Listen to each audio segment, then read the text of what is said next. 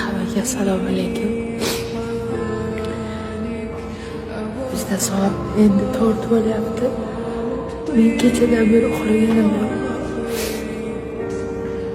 Nimaga desanglar, o'tgan kuni bitta video qo'yganimki,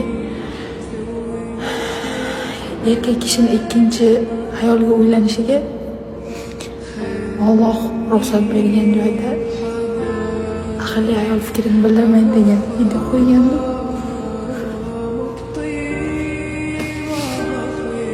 Ayollar shunaqa kommentarlar yozishib, hech kimga yozishib, erda o'zini qo'yib qo'ysangiz bunaqa bo'ladi, tekshirib turish kerak, erda orqasidan poylash kerak, bunaqa qilish kerak. To'g'risi qo'rqdim.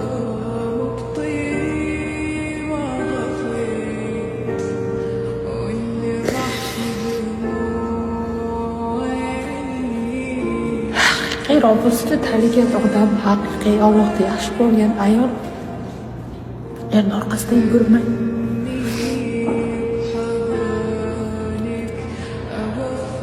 Bu meni fikrim. Qaysidir kitobda, qaysidir nimadandir o'qib aytmayman. Darrov menga fakt keltiring demanglar.